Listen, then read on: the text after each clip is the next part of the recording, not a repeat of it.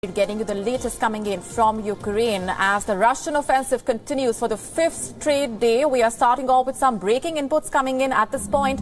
Russia mounting its offensive on the Ukrainian cities. Mass shelling has been reported now in the Ukrainian city of Kharkiv. These latest images showing shelling targeting residential quarters in the city with multiple rocket systems. These are the initial reports that we have. The footage on your screen of the fresh shelling in the residential areas.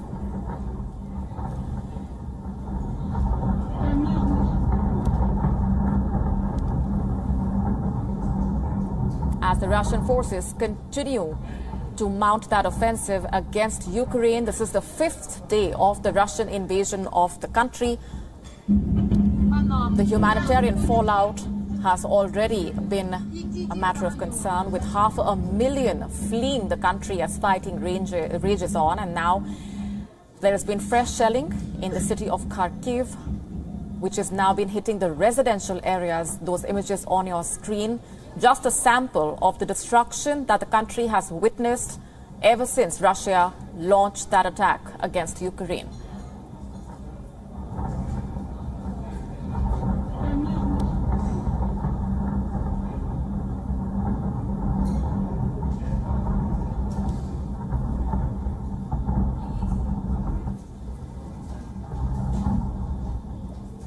As we continue to get you those images coming in from Kharkiv, just a quick roundup of the latest that we have for you at this point as far as the ground situation is concerned. Major cities, including the Ukrainian capital, Kiev, Kharkiv, where the images are coming from, as well as Chernihiv, remain under attack from the Russian forces, just to name a few. A government official has said that dozens of civilians were killed in Kharkiv as the shelling continued. Meanwhile, as we continue to get you these images, there are talks that are taking place between Russia and Ukraine. The optimism regarding those talks running slim on both sides. We have been speaking to experts who have been talking about their expectations from these discussions.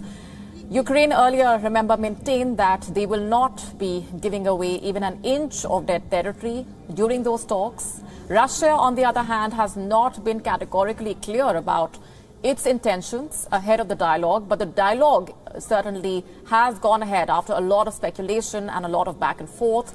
Those talks now underway for nearly 3 hours already.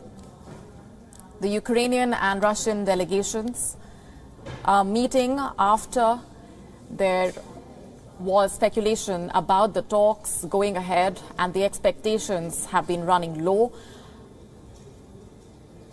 As we await further updates from those talks, this is the latest on the ground. The images coming in from Ukraine, where the city of Kharkiv has witnessed the fresh shelling targeting residential areas. While Russia continues to mount that offensive, the West has sharpened its attack through sanctions and measures that have been announced. There has been criticism coming the way of the West as well over acting too late when it comes to these sanctions. There are questions that have been raised already over whether the West could have done more to try and deter Russia from launching this full-scale attack against Ukraine.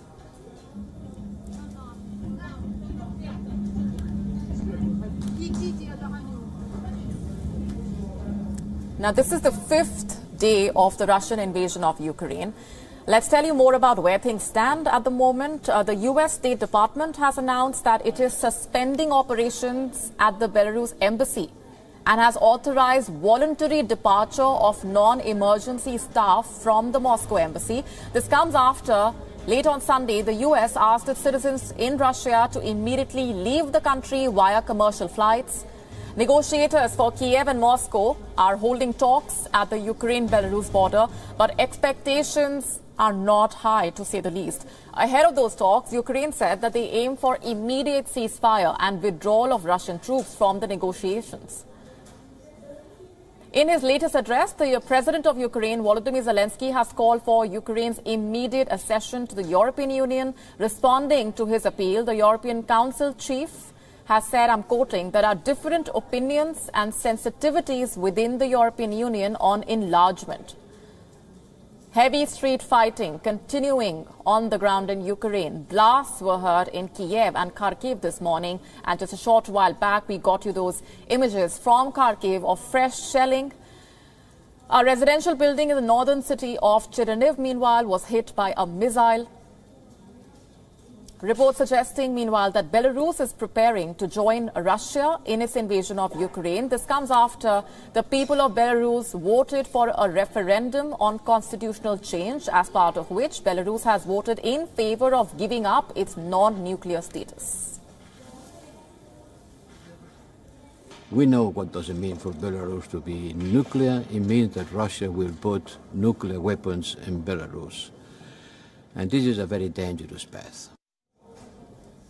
The West is strengthening its sanctions against Russia after the attack on Ukraine. Japan has said that it sanctions the Central Bank of Russia for its aggressive actions against its neighbor.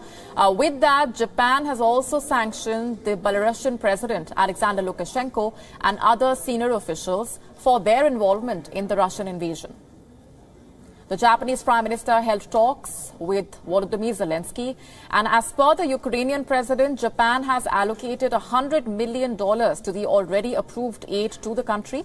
Hit by the sanctions, Russia's central bank has doubled its interest rate to 20% as its currency plunges.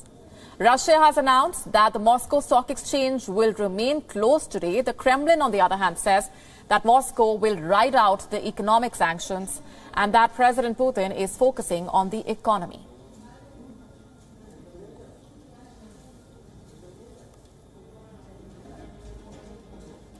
WION now available in your country. Download the app now. Get all the news on the move.